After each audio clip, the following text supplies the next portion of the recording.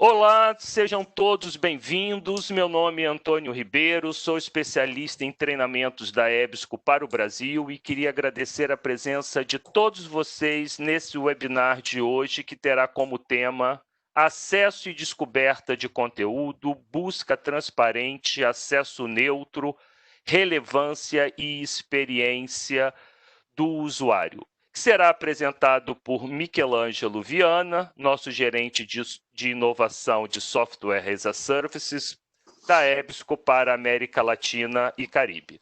Antes de começarmos, eu gostaria de fazer a apresentação do Michelangelo. Falar de Michelangelo é sempre difícil, porque é um profissional brilhante, super competente, um parceiro, um amigo, um colega de trabalho que eu tenho muito orgulho de compartilhar aqui na EBSCO a presença dele todos os dias.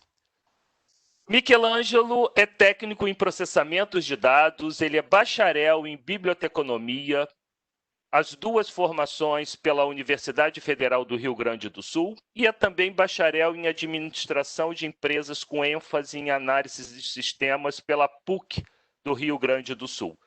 É especialista em serviços e tecnologias de informação para bibliotecas e, atualmente, exerce a função de gerente de inovação de softwares como serviço para América Latina e Caribe na EBSCO.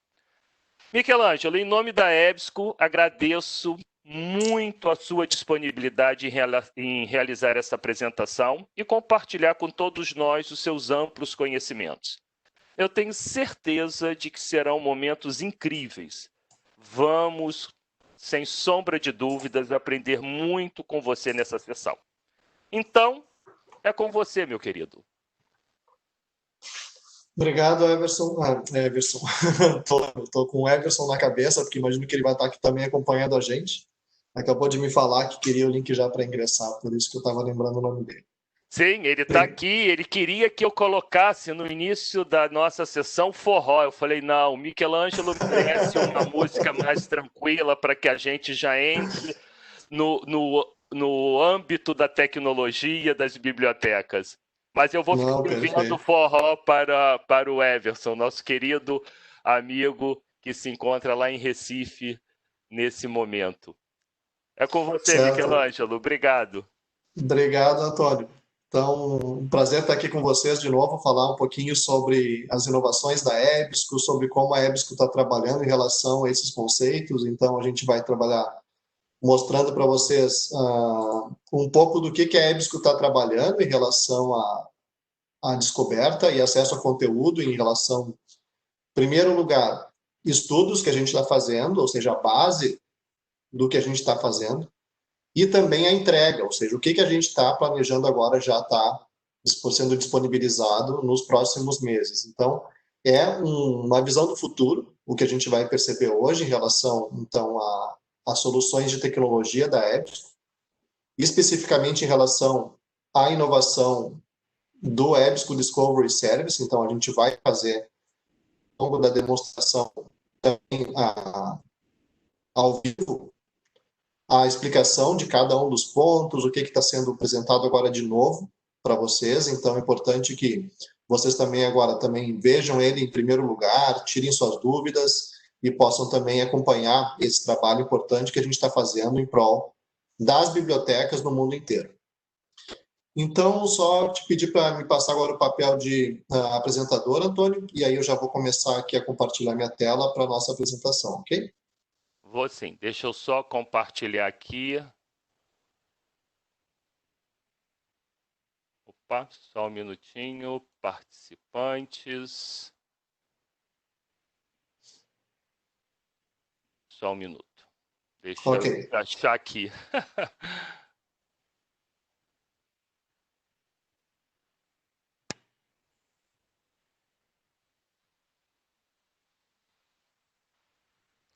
Perfeito. Prontinho, compartilhado com você. Deixa aqui, então, eu só me ajeitar um pouquinho por causa do vídeo. Vamos compartilhar a minha tela e daí, assim que já estiver compartilhando, a gente vai poder dar início. Podem me avisar assim que começar? Sim, já estamos visualizando a sua tela. Isso, perfeito. Então, vamos dar início. A ideia é que a gente fale um pouco, então, dessa ideia de acesso e descoberta de conteúdo, busca transparente, acesso neutro, relevância e essa inovação na experiência do usuário. O que a gente está buscando? Então, boas-vindas a todos, do Brasil e aqui de Portugal também, para que a gente possa conhecer um pouco do que está baseado, então, e também a experiência na prática que a gente vai estar experienciando agora nos próximos meses. Então, uma breve apresentação novamente, como o Antônio tinha já feito a introdução, eu sou hoje o gerente de inovação de software como serviço na EBSCO para América Latina e Caribe. Acompanho, como eu digo assim, hoje o Bernardo Pinheiro, que está fazendo também essa função na Europa Latina e Israel, então nós inclusive trabalhamos diariamente com conversas e discussões a respeito de tecnologias para a EBSCO aqui. O Bernardo, que trabalha hoje também atendendo esse mercado europeu, é brasileiro, é carioca. Então, somos 2 brasileiros atuando em 2 continentes nessa área. Então, falar um pouquinho sobre a abordagem. Então, tudo que a gente faz hoje aqui na EBSCO, ela trata sempre de avaliar as necessidades do mercado. Então, a gente não parte necessariamente hoje de uma indicação de um especialista da sua cabeça, o que vai ser feito. Na realidade, os especialistas vão atuar nesse trabalho, vocês vão ver como eles atuam, mas a ideia é perceber que, em primeiro lugar, a gente faz essa série de estudos e aí sim, então, em relação às necessidades reais do usuário, a gente aplica essa ideia em materializar uma tecnologia que vai ser entregue para solucionar, de fato, essa necessidade dos usuários. E de todos os níveis, como a gente vai ver daqui a pouco. Então, a gente faz uma série de estudos, a gente ouve os clientes em relação a solicitações, sugestões, demandas, faz essas análises com estudos de usuário, inclusive de uma maneira bem ampla em relação à usabilidade. A gente avalia todas as estatísticas de uso, então quando a gente pensa assim em relação a ferramentas, elas estão mapeando o que cada pessoa está utilizando, como ela está utilizando, quais são as funções mais utilizadas. Inclusive, esses dados abastecem a gente a tomar a decisão, como vocês estão vendo, baseada em evidência. Porque a gente tem que tomar a decisão baseada no que realmente está sendo solicitado e no que está sendo, de fato, utilizado. Então, isso é que nos guia. E para que vocês tenham ideia, não é um trabalho feito de forma isolada. Hoje nós temos um grande grupo de pesquisa e design. Então, são especialistas que têm formação já, inclusive, de mestrado, doutorado, e professores, inclusive, que trabalham com User Experience, que é a experiência do usuário, que é mais do que a UI, ou seja, é muito mais do que a User Interface, é a User Experience, ou seja, o que a gente de fato faz. Então, não é como a tela se aparece. Por trás de tudo isso, existe um estudo baseado na experiência de fato, ou seja, o que eu preciso e o que a ferramenta precisa conter de, então, funcionalidades para atender às necessidades que eu tenho. Então, são diferentes especialistas de diferentes áreas, com diferentes especialidades, que colaboram, inclusive, há muito tempo já, com diferentes estudos, inclusive, tanto na academia quanto na prática. E todos somos, como a gente fala, pessoas que estão aqui trabalhando e que também utilizamos informação, ou seja, a gente, ao mesmo tempo que desenvolve, no sentido de desenvolver tecnologia, aplicar esse conceito teórico, vamos dizer assim, acadêmico, ao mesmo tempo a gente aplica o que a gente percebe, porque nós somos, da mesma maneira, usuários e pessoas que estão necessitando de informações. Então, são estudos, e para vocês terem ideia como está estruturada essa pesquisa de experiência do usuário, a gente trabalha tanto com os objetivos, a gente define que tipos de estudos vão ser feitos e os ativos que a gente chama, ou seja, cada um dos elementos de avaliação que vão ser aplicados em cada uma das fases. Então, por exemplo, no caso de entender os objetivos, a gente vai fazer uma análise, teste de usuário. Quando a gente tiver que explorar um conceito, a gente vai definir os wireframes, que a gente chama, como se fossem uma planta arquitetônica de um prédio, sabe? A gente define primeiro como se fosse só o esqueleto, ou seja, o conceito, e avalia ele, define um protótipo e continua validando. Isso sim, então, no momento de validar, a gente trabalha com beta testers, por exemplo, onde a gente vai falar com especialistas, falar com usuários finais de diferentes tipos, como a gente vai ver daqui a pouco, e ao mesmo tempo também com empresas que são especialistas em algumas áreas. Por exemplo, acessibilidade. Todos os nossos produtos hoje, sejam bases, ferramentas de ponto de atendimento ao paciente, como a Dynamed, assim como também hoje o EBSCO Discovery Service, todos eles só saem para o público desde que tenha 100% de acessibilidade garantida. E a acessibilidade vai ser a mais ampla possível. Não é só acessibilidade, por exemplo, para quem é deficiente visual ou quem é deficiente auditivo. Acesso e acessibilidade vão trabalhar em conjunto, porque eles têm que trabalhar para garantir que eu acesse. A gente vai ver que é um dos pontos que a gente trabalha. Então, acessibilidade é para todos. E, claro, para os que têm, por exemplo, deficiência visual, a gente tem hoje vínculo e convênio com uma instituição, que é inclusive de Massachusetts, nos Estados Unidos, é próximo da sede da EBSCO, onde a gente, no momento que tem lá um novo produto ou uma nova funcionalidade, eles é que fazem a avaliação, ou seja, é um organismo independente que faz essa avaliação na prática, com pessoas que têm essas deficiências para garantir que o produto seja acessível. Então, para vocês entenderem, não é só a funcionalidade, ou uma caixa de busca, ou um botão colorido. Tem que funcionar e tem que funcionar para todos. No momento que a gente percebe, então, ali como a gente está vendo, avalia essa experiência, a gente vai continuar otimizando para garantir que ele seja o melhor possível e que atenda às necessidades, de fato, do cliente. Então, ele entra em produção e agora, inclusive, cada vez mais a gente vai perceber que as evoluções vão ser incrementais de uma maneira muito mais rápida. Isso porque, inclusive, a EBSCO adotou agora a estratégia de desenvolvimento de software chamado Agile, que são metodologias ágeis. Ou seja, elas entregam uma base hoje trimestral, que é a nossa base, sempre novas funcionalidades. Isso nos dá, inclusive, uma garantia de que se eu tiver que fazer uma mudança, ou eu erre, e a gente tem que errar às vezes, para poder saber o que é certo e errado, a gente ainda consegue ter tempo rápido de reverter e melhorar. Então, a gente consegue incrementar e, ao mesmo tempo, solucionar qualquer tipo de problema de uma forma muito mais dinâmica, isso, inclusive, comparado com outras soluções do mercado.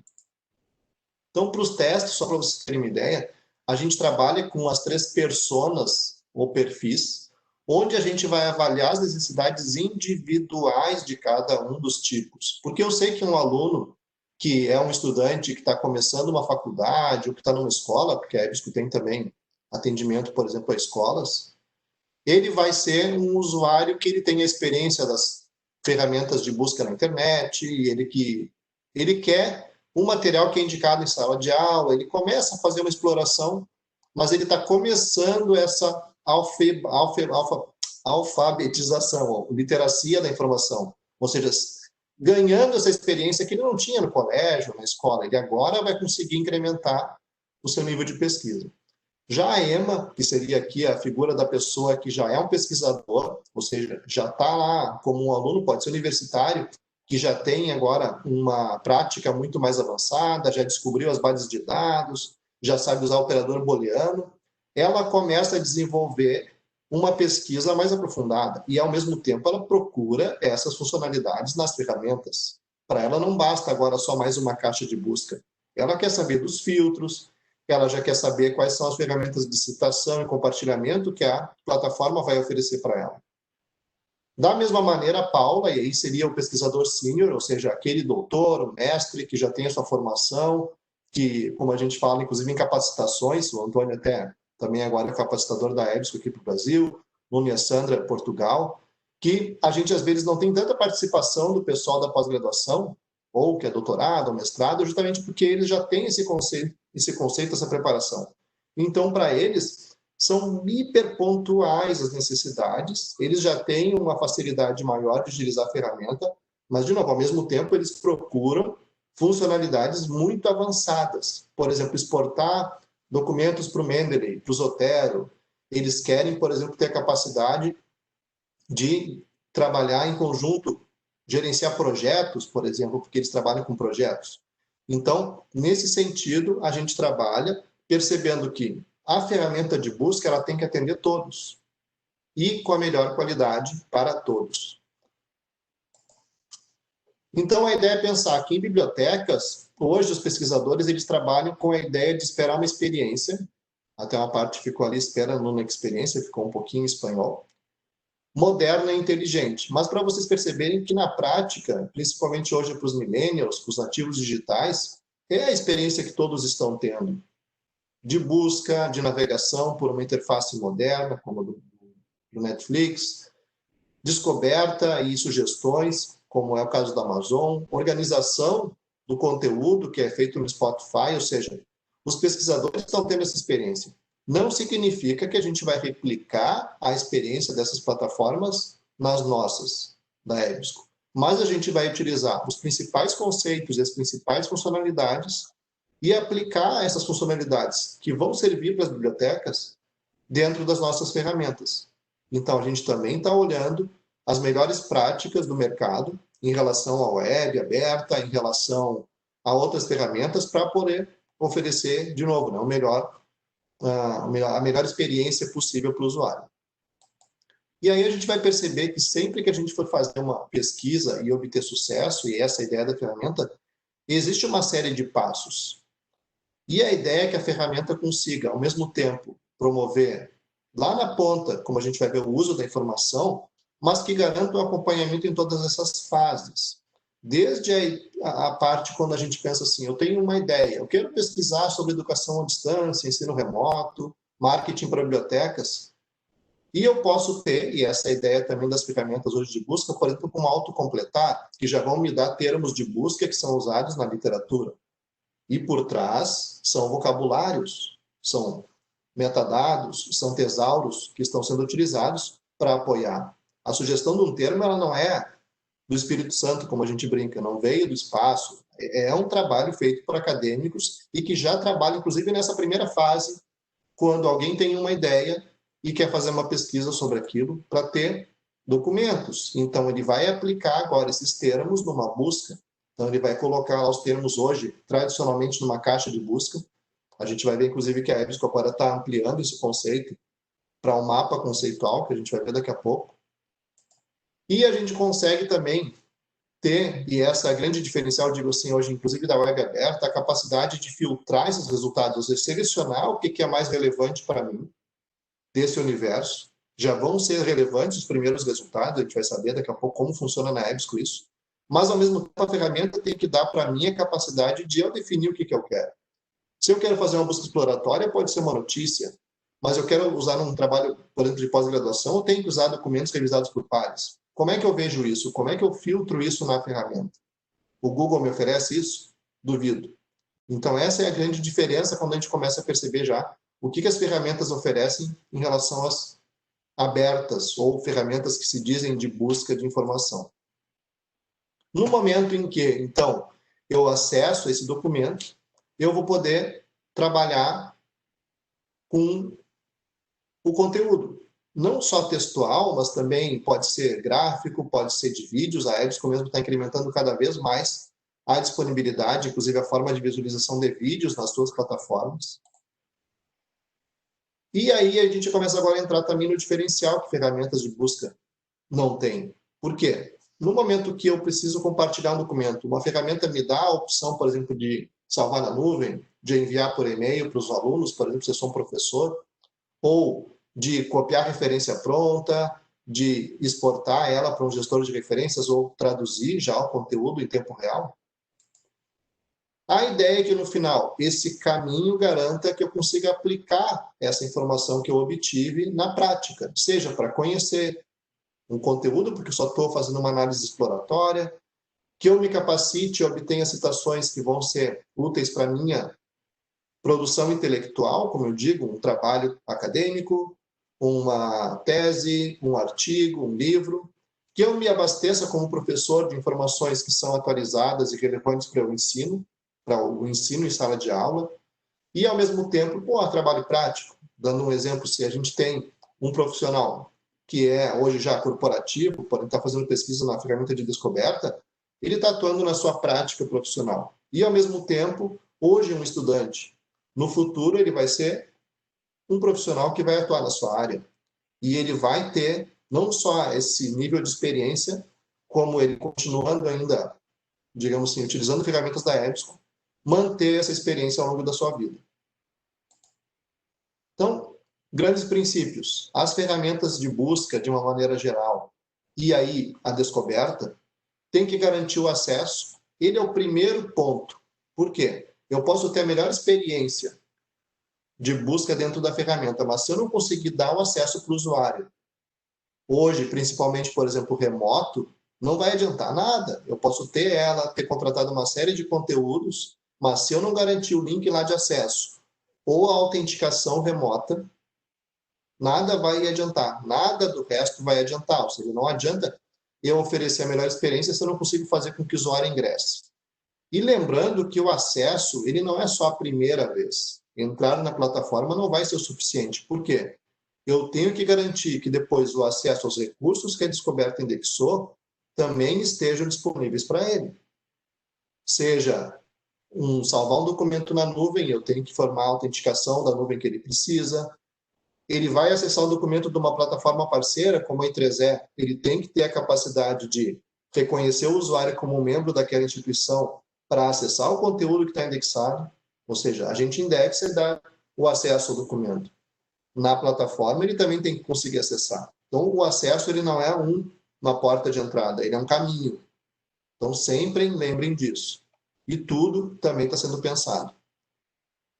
A busca, claro, é o outro ponto. Uma vez que ele acessa, ele vai querer navegar, vai querer buscar, e a gente tem que prover ferramentas que vão dar garantia para isso.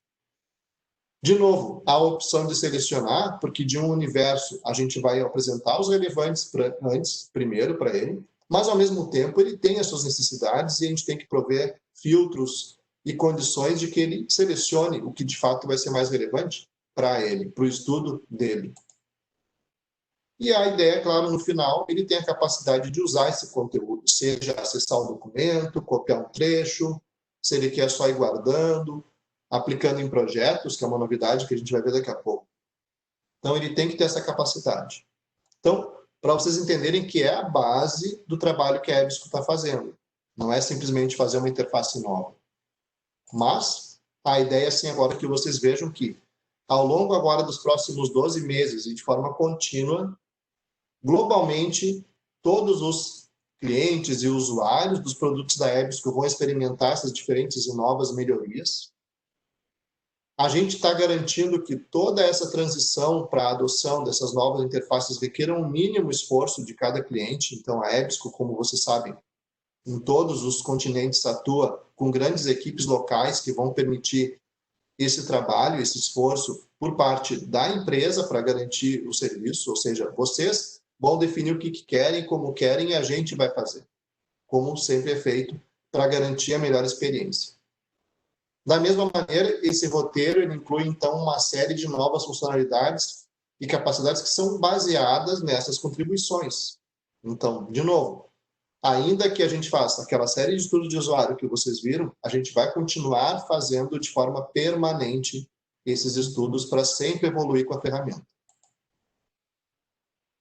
Então, quando a gente pensa em características e capacidades que vão ser aplicadas, aqui a gente trabalha com 3 principais, que é a autenticação, a busca e o acesso aos conteúdos. Então, quando a gente fala em autenticação, um dos primeiros pontos é falar que se hoje a instituição ela tem uma necessidade de autenticar o usuário, dando um exemplo, usando o Active Directory, que é o login de rede, muitas vezes que a gente chama, que a instituição já usa com a Microsoft, a gente consegue aplicar. A gente customiza esse acesso com um login único, single sign-on, e a gente fica à disposição, a EBSCO ela tem capacidade com os engenheiros hoje de trabalhar com as equipes de TIs da instituição de vocês para aplicar essas tecnologias que são compatíveis com o SAML já para fazer esse acesso que eu falei. Ou seja, eu tenho que dar, no mínimo, a primeira parte e garantir esse acesso. Mas a gente já está trabalhando com outros mais, que inclusive agora vão trabalhar também com a ideia de acesso remoto. Então, o exemplo do OpenAthens, que é uma solução parceira, que é uma solução de acesso remoto com login via web, que é uma assinatura adicional, a gente sempre reforça isso. As instituições, por exemplo, aqui no Brasil e mesmo no exterior, que utilizam a tecnologia Shibboleth, aqui no Brasil, por exemplo, todas as instituições são membros da rede Café, elas podem solicitar e a gente ativa o acesso aos conteúdos ou à plataforma, conteúdos EBSCO e plataforma como um todo, usando o login via Café. No caso da autenticação via Google, ela é nativa e já faz tempo, inclusive, que o usuário pode criar sua conta pessoal e depois fazer o acesso remoto com essa autenticação da Google. Tradicionalmente, o acesso via IP, link autenticado com login e senha, o acesso que a gente chama por cookie, porque ele vai permitir, inclusive, um acesso, depois de fazer acesso a uma plataforma, ele consegue acessar as outras, dando um exemplo.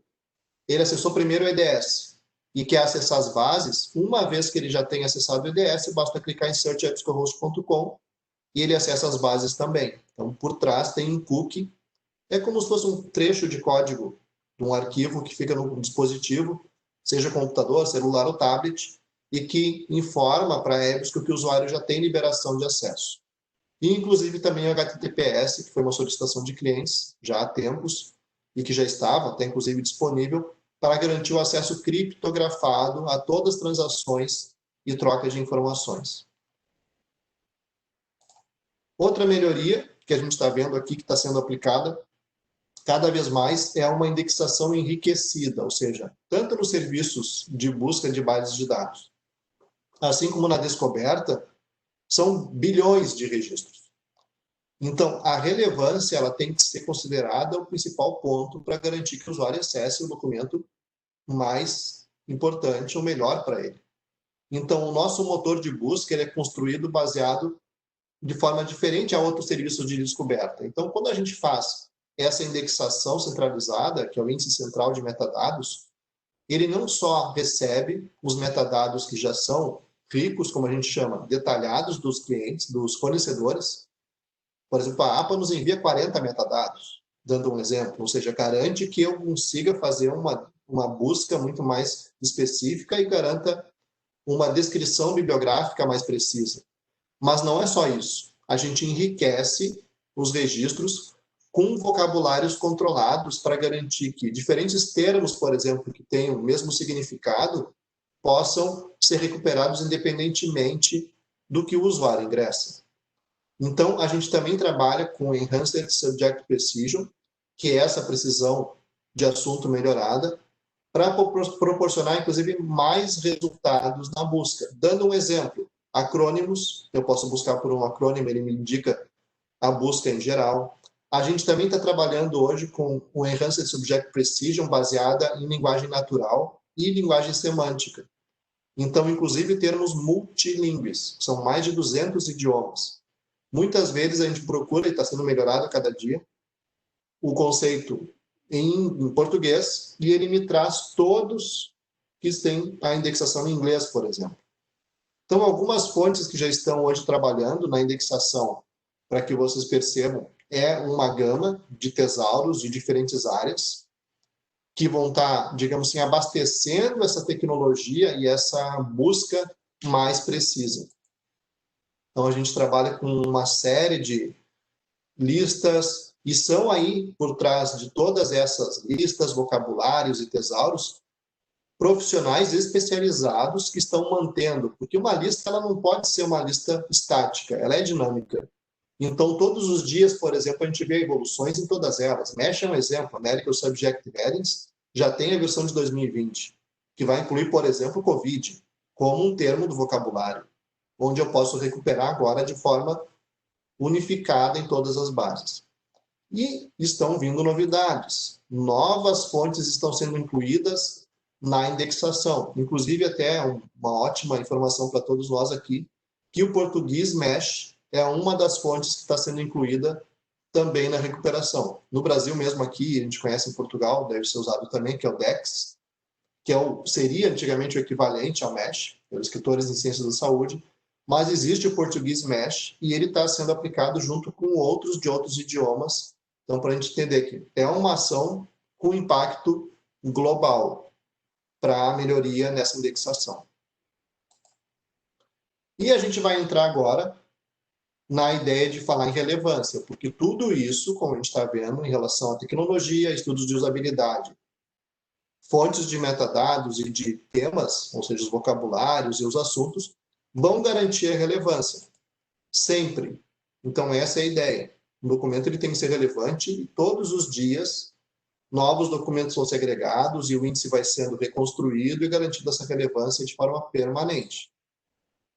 São 5 grandes pontos. A gente muitas vezes pensa a própria relevância como um algoritmo.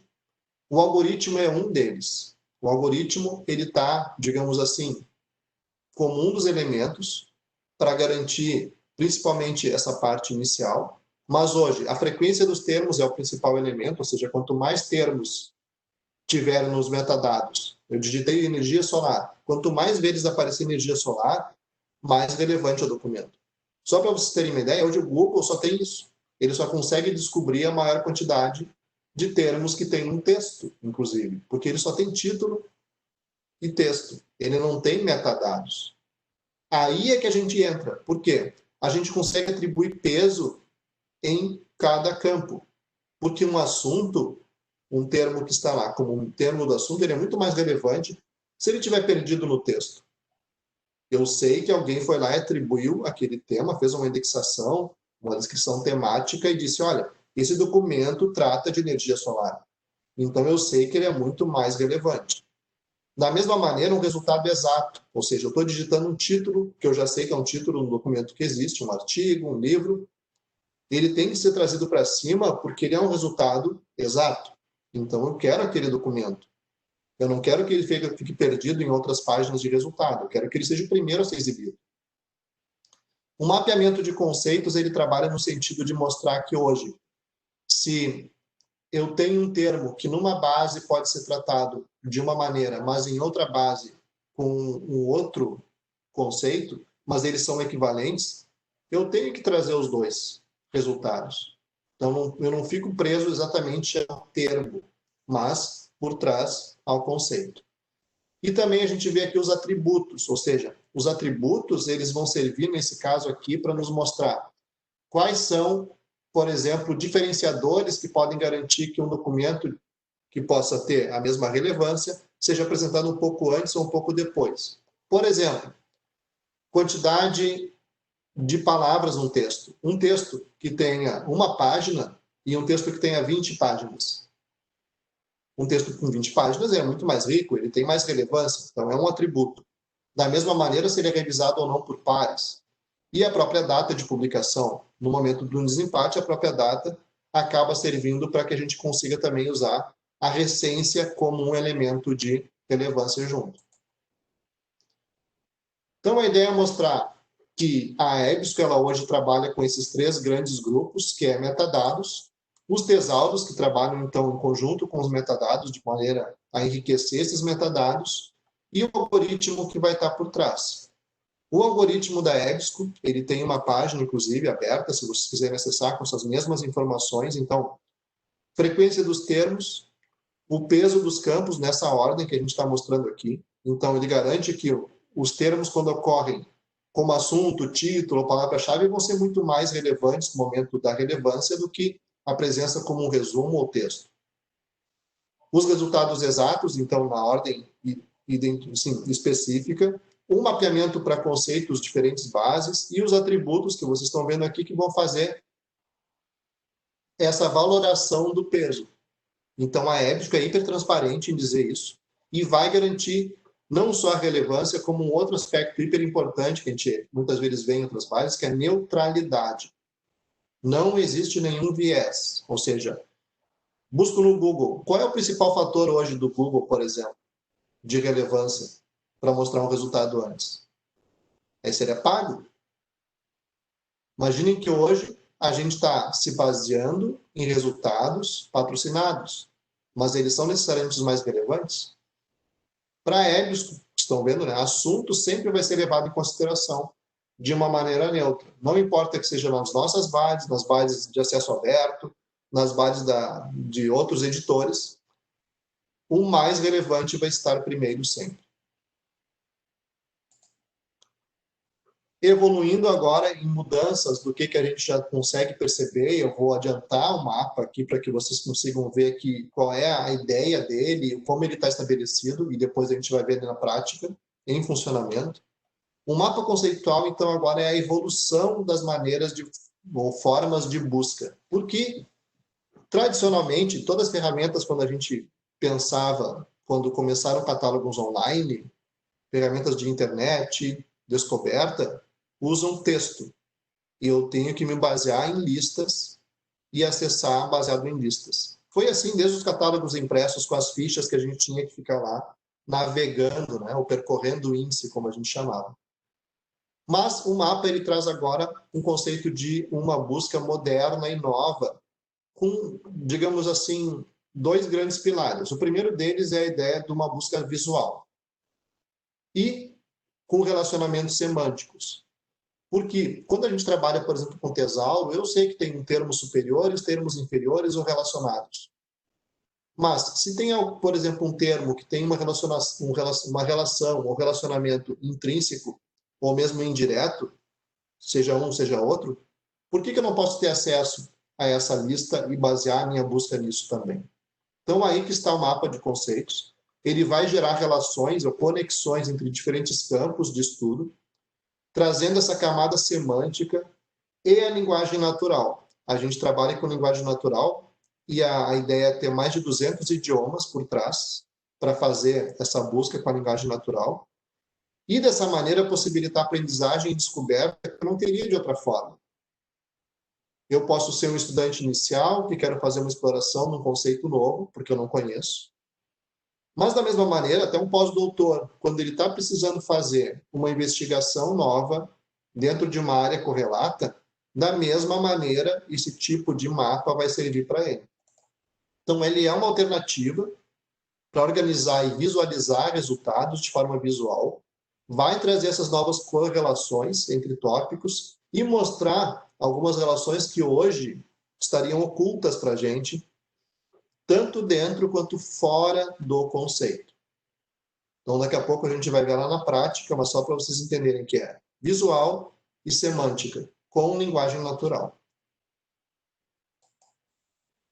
Agora, trabalhando na nova interface BDS. E daí, em seguida, a gente já vai começar a prática mesmo. Eu vou mostrar ela na prática para a gente ver como é que ela funciona.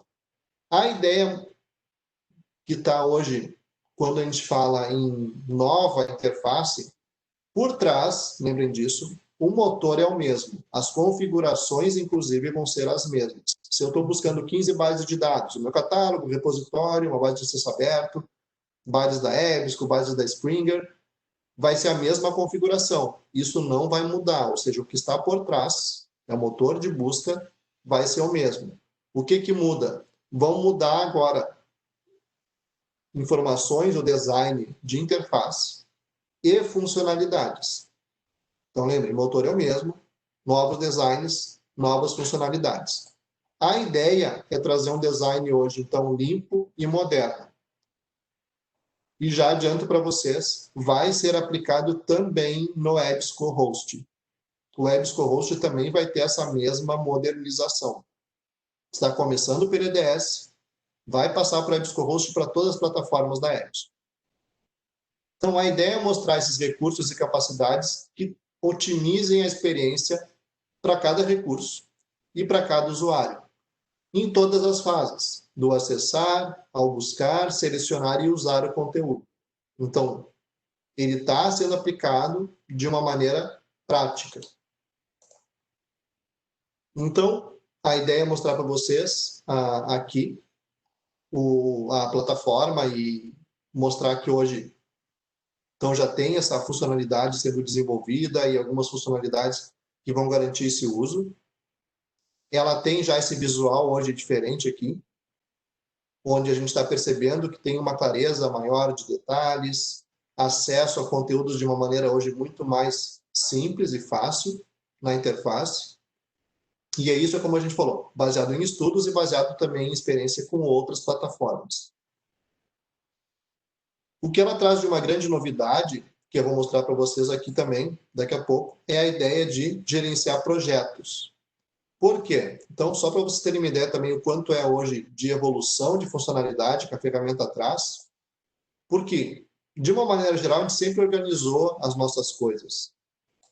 Sejam elas hoje de experiências de documentos ou mesmo objetos que a gente tenha. Então, é mostrar que hoje a gente teve já sempre essa prática de organizar as nossas informações, os nossos materiais. Só que agora, com o advento da informação digital, tudo que a gente trabalha em termos de conteúdo ou informações, eles são digitais. Então, a gente consegue ver nas experiências de plataformas, por exemplo, como o Spotify, que organiza as listas de reprodução de músicas, organiza os perfis potenciais.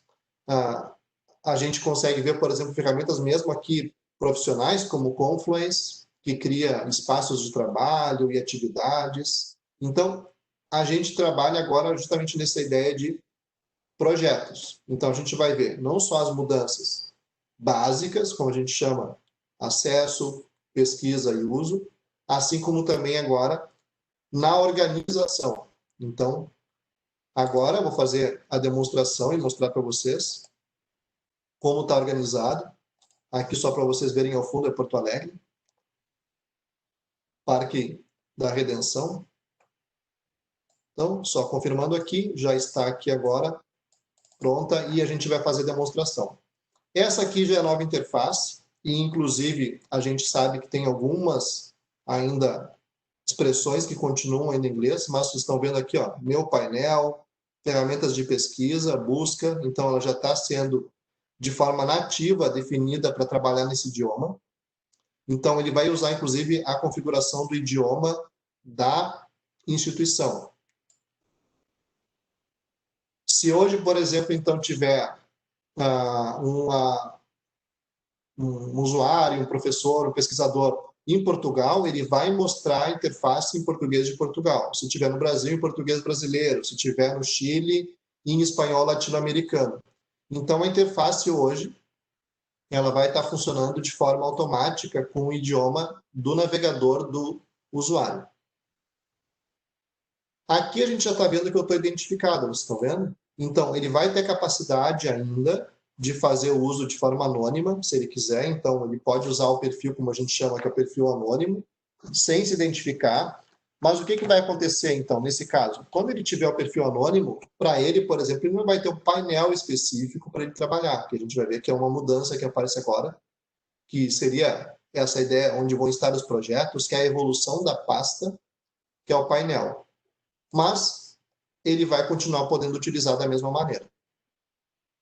Aqui a ideia é mostrar também que, no momento que eu faço buscas, ele continua da mesma maneira trazendo aqui os termos sugeridos, baseados tanto em documentos que já existem, quanto em buscas pré-existentes.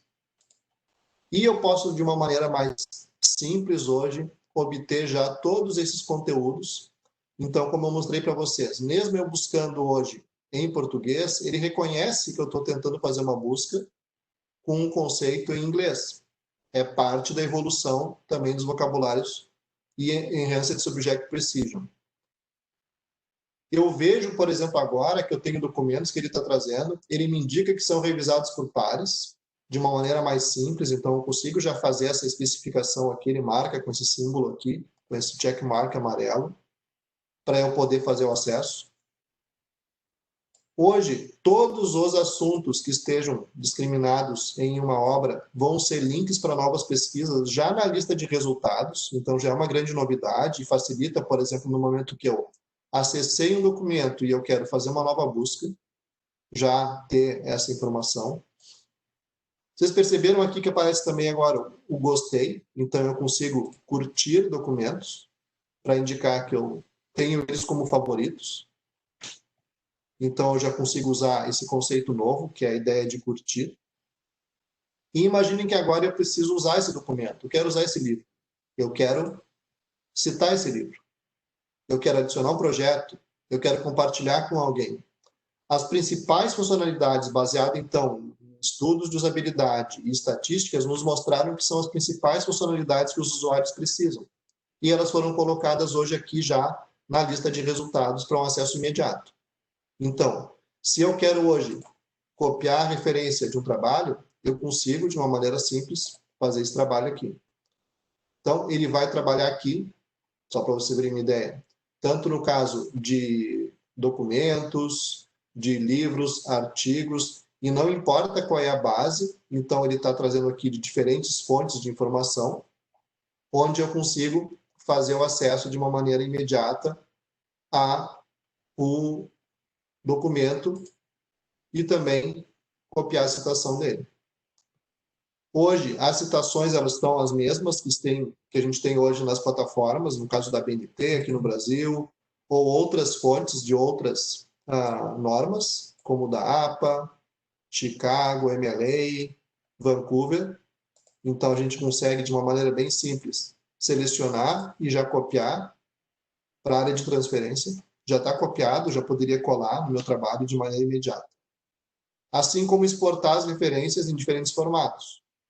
Então, aqui eu mantenho ainda o formato padrão, RS, que serve para todos, ou mesmo já vínculos, inclusive para novas opções como o Node Tools, que é muito utilizado em escolas e bibliotecas dos Estados Unidos, por exemplo.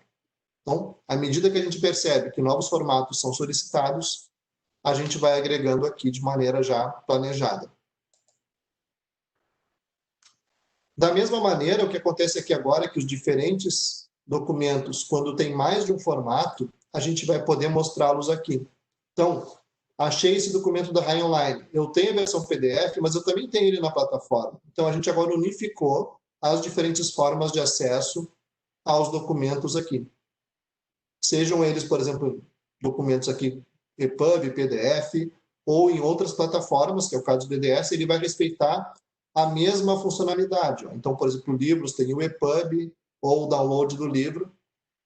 No caso de documentos que são artigos só em PDF, eu vou ter o PDF. Então, só para vocês terem uma ideia aqui, eu vou abrir o leitor. O leitor modernizou. Ele também é uma mudança que foi aplicada agora para garantir que a gente tenha uma experiência, inclusive, então, agora sim, de uso, ou seja, eu estou fazendo a leitura de uma maneira mais limpa e moderna.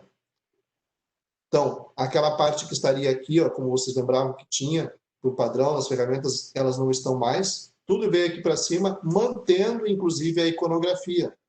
Eu quero fazer o download desse documento, eu quero copiar a referência, eu quero adicionar um projeto, eu quero compartilhar, a gente vai ter o acesso. O compartilhar agora, ele está juntando a ideia de compartilhar em nuvem, compartilhar com o Google Classroom ou criar um link, ou seja, eu quero copiar o link para colar. O link mesmo já ficou mais simples. Ele é um link agora muito mais amigável, inclusive, para que um professor possa colar na sua página de disciplina, compartilhar em redes sociais, em outras fontes que ele queira. De novo, basta clicar aqui, ele já copia. Ele quer compartilhar por e-mail com alguém. Ele vai ter a capacidade agora de compartilhar com uma ou mesmo a mais pessoas, como já é possível, até 50 pessoas, de uma maneira simples.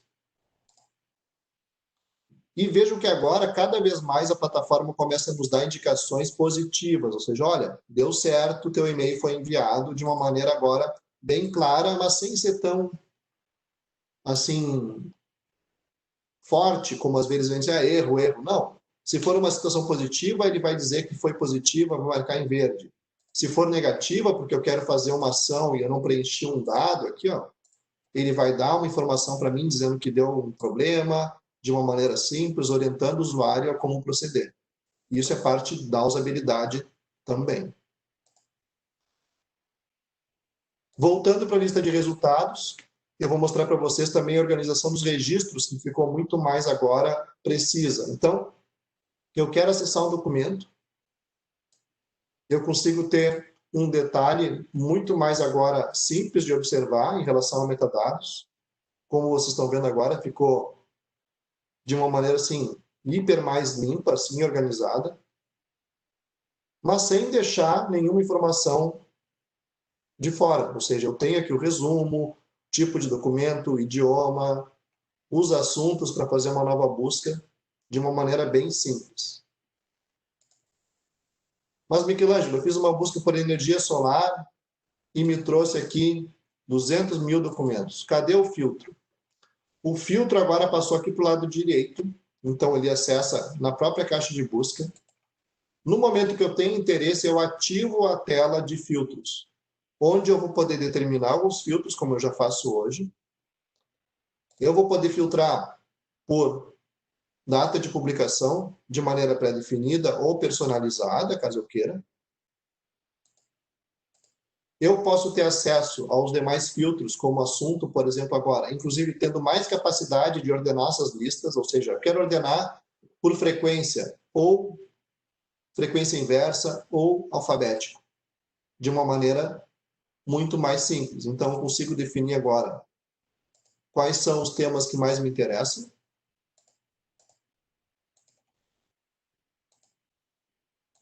e deixá-los aqui, Portugal também, definidos.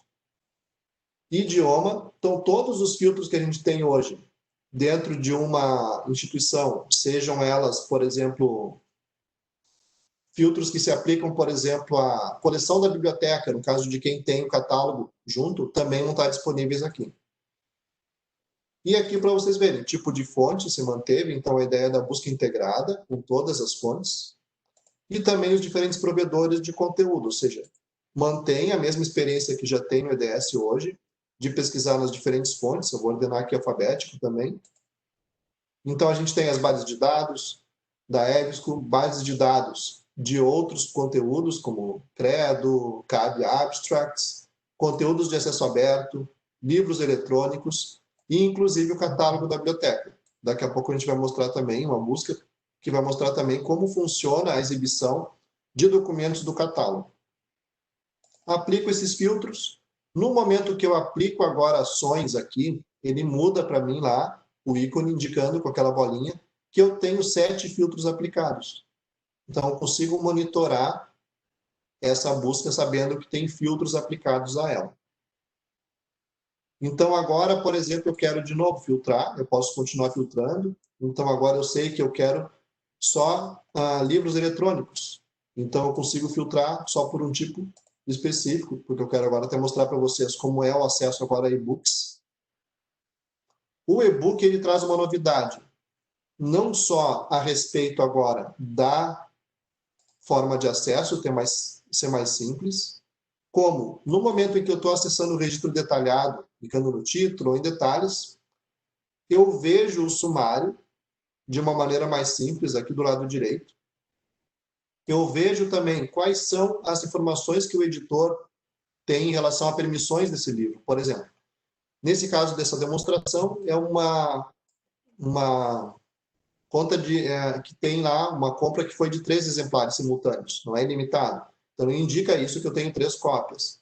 Indica que eu posso ainda baixar 100 páginas, por exemplo, desse livro. E é por usuário e por sessão. Eu posso copiar e colar. Ficou bem mais simples de perceber essa informação. Da mesma maneira, eu quero agora baixar um capítulo. Todos os capítulos eles ficam agora aqui à mão. Então, eu estou interessado em acessar esse documento, eu posso clicar ou baixar esse capítulo. Então, ele vai me mostrar aqui a quantidade, de novo, dos limites que são por livro e por editor, é o editor que determina. Eu posso personalizar, quem sabe da página 10 à página 15, ou da página 16, no caso aqui a 20. Posso baixar tudo direto. Então, aqui eu faço download. Nesse caso aqui é o uso offline, que a gente sempre fala dos e-books da EBSCO. Um uso offline, um deles é a opção de baixar os capítulos em separado. Então, tem as duas opções de eu fazer o download integral, ou aqui, como eu fiz, eu estou baixando um de cada vez. Ó. Baixei o capítulo e eu tenho ele. Se eu quiser fazer o download integral, ele vai mostrar aqui a opção de acesso, para que eu possa fazer o download dele na íntegra. Nesses casos, já é uma indicação. Eu só consigo fazer esse empréstimo digital se eu estiver identificado. Então, ele percebe que eu estou identificado, me mostra a quantidade de dias disponibilizados pela biblioteca, para eu fazer aqui um empréstimo digital desse livro. Então, eu vou dizer que eu quero por 3 dias. Qual é o formato que eu quero? PDF ou EPUB. E eu tenho aqui a marcação que eu tenho o Adobe Digital Editions instalado. Então, a EBSCO, no caso dos e-books, adota o Adobe Digital Editions, que faz o DRM, ou seja, o Digital Rights Management, a gestão dos direitos autorais, para que o editor saiba que é o Michelangelo que está baixando aquele livro. Então, ele pode baixar ele na íntegra. E agora eu faço o download e eu fico agora com o arquivo ACSM na minha máquina, onde eu posso clicar e abrir o Adobe Digital Editions. offline por 3 dias o livro na íntegra. Ficou muito simples, inclusive agora, de executar esse processo. Legal, fiz tudo isso, baixei o livro, quero utilizar, vi que tem aqui o sumário. Inclusive, agora a novidade, a gente pode fazer o download em formato CSV para usar no Excel. Isso está disponível para qualquer documento, foi uma solicitação também. Que outras opções de download existissem, uma delas também é poder baixar num formato que pode ser utilizado no Excel. No caso dos e-books, quando a gente está acessando, então eu vou acessar aqui, ele também vai trazer uma outra novidade, que é a opção de buscar dentro do e-book. Então, eu estou interessado em fazer leitura, claro, normalmente hoje, quando a gente sempre fala isso, achei em PDF, eu estou lá fazendo a leitura, eu tenho acesso ao documento. Ah, mas eu quero ter mais informações, eu quero poder buscar, porque eu não vou ficar lendo esse livro aqui, 418 páginas. Como é que eu vou ficar rolando ele até acessar o conteúdo que eu preciso? Ou simplesmente me basear somente, por exemplo, aqui dentro do sumário. Então, aqui não, a gente agora traz aqui a opção também de buscar dentro. Então, vamos dizer que a gente procure aqui, ó, vou dar um exemplo aqui de um trecho que ele pode estar me mostrando aqui, só para que a gente veja o livro total, né, na íntegra. Vamos colocar aqui reading, tá? Só a título de exemplo.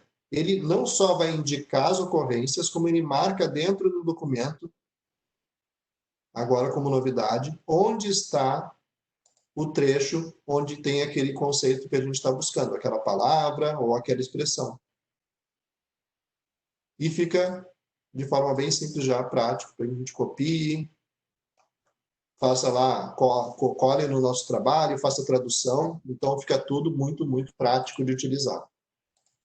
Aqui eu vejo de novo os detalhes, ou mesmo, de novo, aqui o sumário.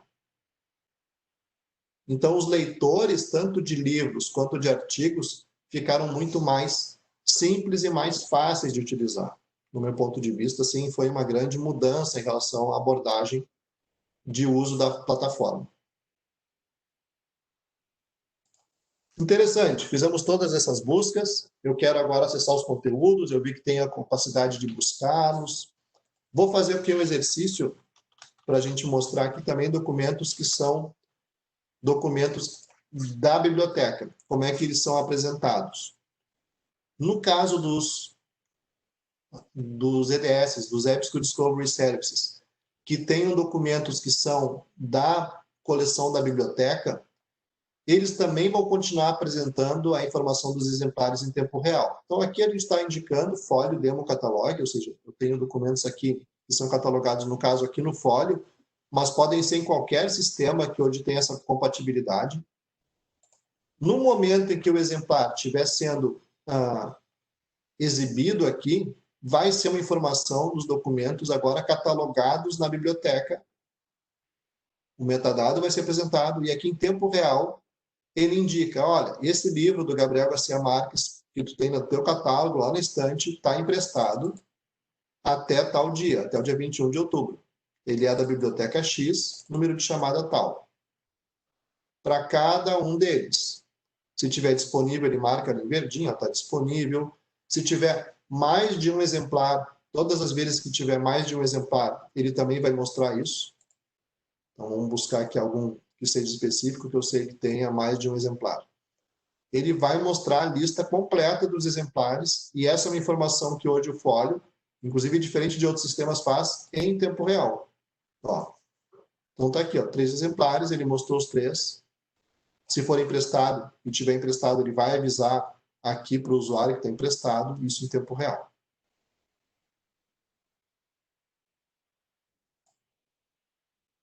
E da mesma maneira, só para vocês entenderem, eu fiz uma busca nova, ele pode fazer uma busca nova aqui de conteúdos a partir da lista.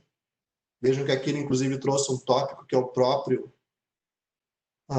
livro, então existe uma entrada aqui da enciclopédia de literatura e ele traz aqui. Então, nesses casos em que existem obras, pessoas ou assuntos que são enciclopédicos, a EBSCO está agregando, inclusive um trabalho que a gente está fazendo de agregar agora enciclopédias regionais, ou seja, as brasileiras, portuguesas ou enciclopédias do idioma português, para que também traga mais resultados que a gente chama aqui dos Research Starters. Não mostrei antes, mas acho que é interessante que eu mostre também isso aqui. Ó. Vamos dizer que eu estou buscando um conteúdo sobre um tema, Colômbia, dando um exemplo, e eu tenha títulos dessa temática, e ele reconhece que estão no HLM, que é a lista dos Holdings and Links Management, ou seja, eu tenho lá pacotes e títulos, ele traz aqui esse placar, não só com revistas, mas agora também com livros que tenham um match exato. Então, eu consigo ver as diferentes publicações que eu tenho acesso. Não importa que sejam, por exemplo, aqui, no caso dos livros, livros da EBSCO, ou no caso de revistas, que sejam revistas de acesso aberto. Vou pegar algum caso aqui que seja... que eu procurei Colômbia, então por isso que ele trouxe muito amplo, tá? Mas revista brasileira de psiquiatria. Então, estou buscando a revista no todo. Para o usuário, de fato, ele precisa saber que existe essa revista brasileira de psiquiatria, ou a revista brasileira de outro tema à disposição, onde ele vai trazer aqui, então aqui é um demo, como é um demo internacional, eu estou buscando aqui se ele vai trazer aqui, vamos pegar um exemplo que eu tenho certeza que vai funcionar, que é o da Harvard Business Review, que é uma revista que a gente tem na coleção Business Source. Então aqui eu estou buscando o título no todo, então é uma revista. Para o usuário, como a gente fala, não importa que está na Business, que está na Gale, que está no DLJ, em outras fontes. Ele tem que ter o acesso e foi bem fácil de localizar e ver os detalhes e os links de acesso a cada uma das plataformas.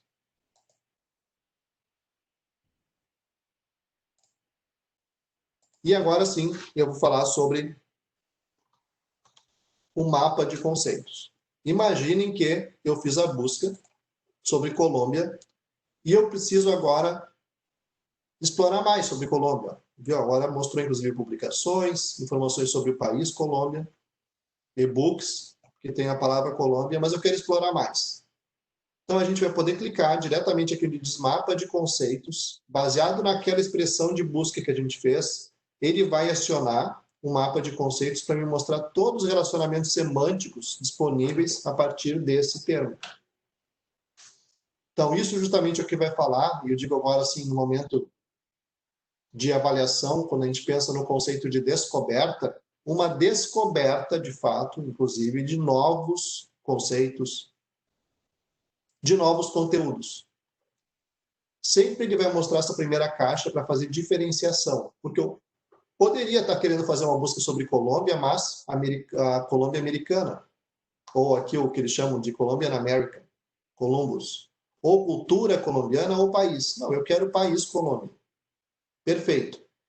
Ele consegue agora me trazer diferentes relacionamentos aqui. E já estão, inclusive, em português, vocês estão vendo? Então, a gente consegue definir aqui que eu mostre tópicos no meu idioma. Então, aqui, todos os idiomas onde eu tenho aqui, ele vai trazer. Então, eu quero trabalhar com idiomas aqui em... Vamos colocar aqui num idioma que a gente consiga ler aqui. Danish. Ele vai atualizar para os conceitos naquele idioma. Estão vendo aqui? Ó? Então, da mesma maneira, como ele sabia que eu estava aqui usando a interface em português, ele automaticamente já tinha deixado ela em português para que eu possa acessar. E, inclusive, ele me mostra os tipos de relacionamento. É interessante mostrar isso agora. Por quê? Vamos dar o exemplo da Colômbia. A Colômbia ela faz parte de, por exemplo, um organismo internacional. Ou ela é um país. Ou ela tem relações diplomáticas com. Ou ela é membro de um conjunto, por exemplo, de países. Ela compartilha fronteiras com. Então, isso são tipos de relações reais, semânticas, como a gente chama, né? Ou seja, um objeto, outro objeto e um conector semântico de agrupamento, relação direta ou indireta, que vai nos mostrar aqui. E eu posso fazer esses tipos de filtros. Por exemplo, eu quero saber quais são os grupos do qual a Colômbia faz parte. Então, aqui ele mostrou a Organização Internacional e a União de Países Sul-Americanos. Eu quero saber se ela tem fronteira com, então ela vai me mostrar agora Panamá, por exemplo, aqui, eu quero saber, ela faz parte de, e eu posso ir selecionando esses diferentes conceitos dessa maneira. Inclusive, depois do relacionamento aberto, tem o relacionamento com diferentes outros elementos. Então, eu posso ter começado uma busca por Colômbia e chego a cidades da Colômbia, como Barranquilla, Medellín, Bogotá. Eu quero saber mais sobre Bogotá. Eu posso clicar, ele vai explicar para mim o que é Bogotá. Então, já serve, inclusive, a título de informação para um pesquisador que está querendo descobrir algum detalhe sobre algum conceito. Qual é o tipo de relação e o domínio que ele opera? Então, aqui, ó, geografia e lugares. E o interessante é que agora eu posso adicionar a busca. Quando eu clico aqui, ele joga lá para cima o termo. Eu quero saber agora conteúdos a respeito de Bogotá e cultura colombiana. Então, eu venho aqui, de novo, ele vai mostrar aqui, eu quero adicionar a busca. Ele cria para mim uma busca agora, Search Builder, onde eu posso, inclusive, trocar o end por OR, ó, Bogotá ou cultura, ou Bogotá e cultura. Eu já tenho uma pré-visualização dos documentos que atendem essa pesquisa. E no momento que eu queira agora fazer uma pesquisa, basta que eu clique em Veja os resultados completos e ele vai, a partir daquela experiência inicial que eu tinha, que eu construí uma nova busca, me mostrar os novos resultados na descoberta. É justamente a proposta de ampliar um conhecimento ou informações que, quem sabe, eu, pesquisando, não tivesse essa informação, esse entendimento de relacionamentos. Então, isso é parte do que o mapa de conceito traz. Então, só para que vocês vejam como é que funciona, da mesma maneira eu posso limpar aqui. Então, vou limpar para começar uma busca nova. E eu quero agora sobre cerveja. Eu quero explorar sobre cerveja agora, por exemplo.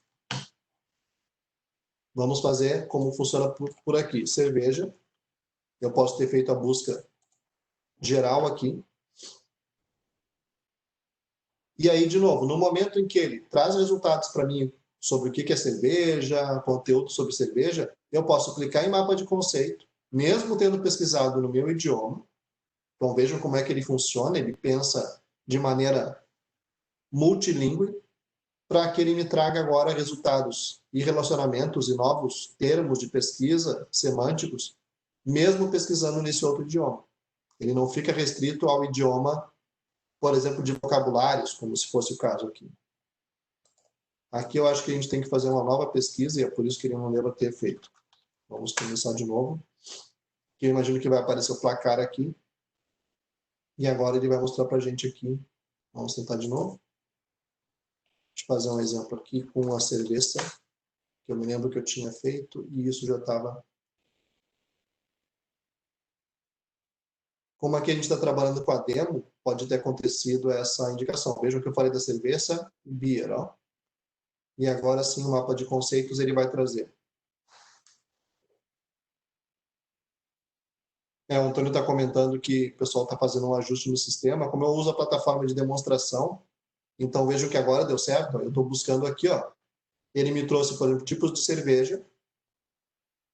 Então, mesmo eu tendo buscado ali com o tema espanhol, ó, e aqui ele me indicar, por exemplo, aqui, os identificadores e tópicos gerais são em inglês, mas aqui os temas são em português. Ó. Cervejaria, cervejeiro, levedura, vinho. Por quê? Porque vinho está relacionado no campo de comida e bebida à cerveja.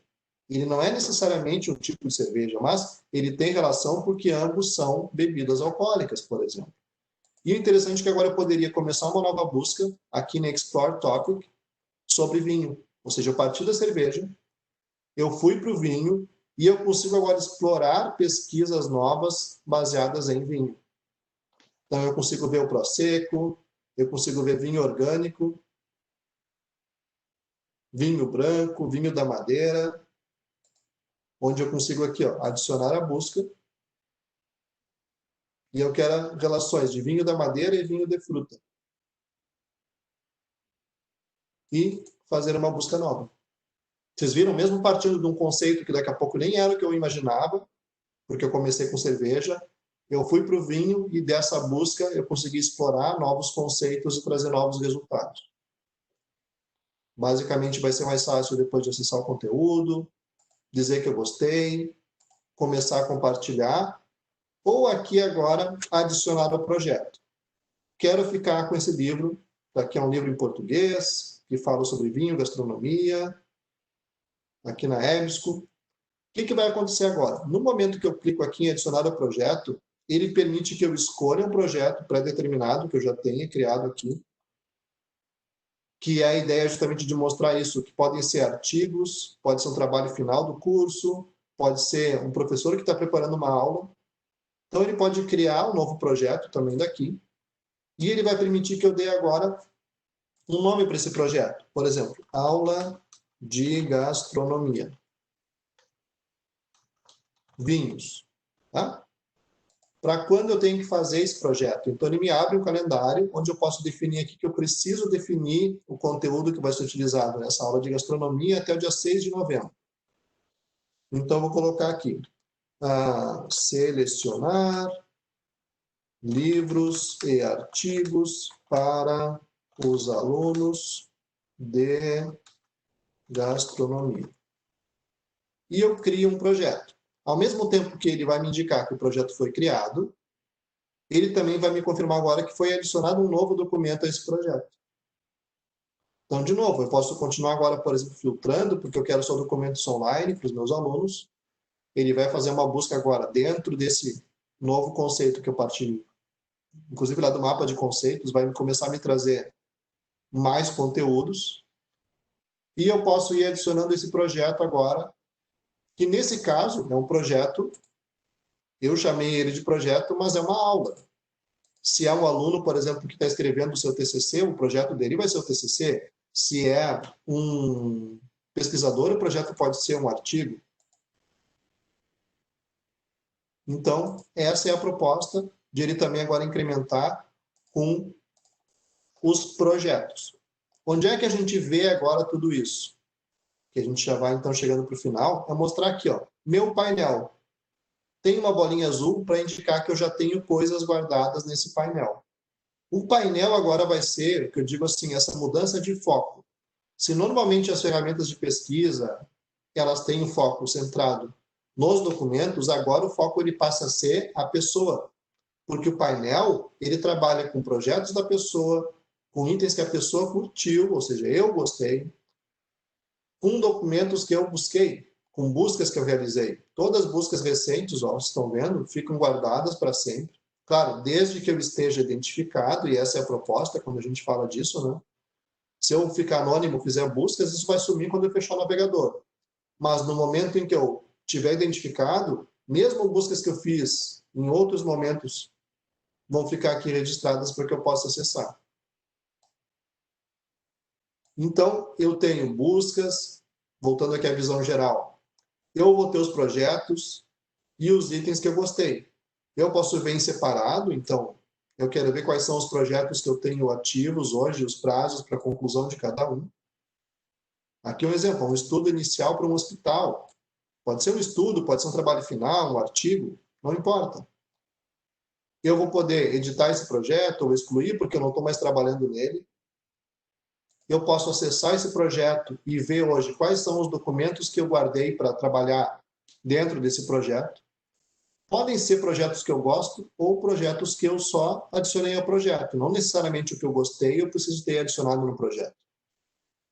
O que eu gostei é tudo que eu curti, ou seja, documentos que eu sei que me interessam e que, porventura, eu posso tê-los ou não dentro de um projeto. Eu tenho aqui um documento sobre marketing para bibliotecas do IF Goiânia. Esse eu quero adicionar um projeto agora que eu vou trabalhar sobre marketing para bibliotecas. Eu não tenho ele aqui, ó. Então rapidamente eu vou poder criar artigo marketing bibliotecas, que eu tenho que entregar até dezembro. Pronto. Então, essa é a ideia de organizando os projetos junto, claro, com os documentos. Então fica tudo à mão aqui. em relação aos projetos que eu tenho, eu posso criar um projeto também daqui do zero, eu posso deixar de curtir um documento porque eu não tenho mais interesse, então simplesmente eu posso clicar nele e ele some, ou eu posso voltar a fazer alguma busca que eu tinha feito antes para obter novos resultados. Porque a ideia é da dinamicidade das bases de dados que abastecem o índice central, ou de alguém que catalogou um livro novo e que vai me trazer novos resultados.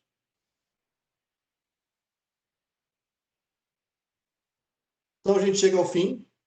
Sei que passou um pouquinho do tempo que a gente tinha previsto, mas só para mostrar para vocês essa novidade e o quanto hoje ela é importante em relação ao uso da informação, não sei necessariamente o texto, mas agora também empoderar muito o pesquisador, o usuário, no uso das fontes de informação. Excelente, Michelangelo. Antes de caminharmos para as considerações finais, a gente tem aqui muitos elogios, pessoal gostando bastante das novidades e da sua apresentação. E tem uma pergunta aqui da Cíntia, que ela faz a seguinte pergunta: quais as técnicas de coleta de dados que vocês utilizam na EBSCO ou acham mais pertinentes para coletar dados de novos usuários? Dados de novos usuários seria no sentido de Quais as técnicas de usabilidade? coletas de dados para pesquisas? Dê uma olhadinha no chat que ela fez o descritivo UX Research. Eu estou até trazendo para mostrar para vocês aqui agora essa página que mostra em detalhes esses dados. É uma pergunta que geralmente até não é tão assim em profundidade feita, mas assim a gente tem essa página, vocês podem consultar ela hoje, no momento que vocês tiverem interesse, ela vai estar sempre sendo atualizada, mostrando como funcionam essas pesquisas de usuário, que é a EBSCO executa. Então, a gente trabalha com um grupo de User Experience, como vocês viram antes, que é um grupo dentro da EBSCO que faz esses dados. É uma divisão específica para fazer esse trabalho. E, além disso, a gente tem, então, esse grupo de bibliotecas, que está baseado hoje nos Estados Unidos, com esses diferentes personas, que a gente chama, ou perfis, que vão trabalhar aqui nesse sentido de visibilidade e usabilidade. Então, é uma opção que tem aqui, para o caso das bibliotecas que fazem parte desse grupo, de trabalhar EBSCO User Group. Então, em relação a técnicas, a gente trabalha com... Eu vou trazer aqui de volta, eu acho que na apresentação a gente até mencionava algumas das ferramentas que a gente aplica, que mostra essas informações. Deixa eu ver aqui rapidamente, porque eu tinha comentado, e aqui ele mostra os tipos diferentes. Mas, assim, em detalhe, eu acho que até uma informação que a gente poderia obter, mas, assim, a gente olha aqui para, em cada etapa, os tipos. Então, são análise e testes de usuário. O teste de usuário, normalmente, ele vai ser feito com avaliação prática, no teste que a gente chama AB, ou seja, a gente indica os passos e recebe o retorno, indicando se era o que estava previsto ou algo que não funcionou de acordo e como deveria funcionar. Então, é o teste AB, o teste de usuário. O teste que é definido, por exemplo, aqui no caso de exploração de conceitos, da mesma maneira, o usuário avalia a interface e faz como se fosse um faz de conta, ou seja, eu estou avaliando, mas num protótipo. Então, quando a gente está trabalhando aqui nessa ideia de estudos, ele trabalha com esses dois tipos aqui. Então, tanto a exploratória quanto qualitativa, né? Então, a gente trabalha com os dois tipos de estudos.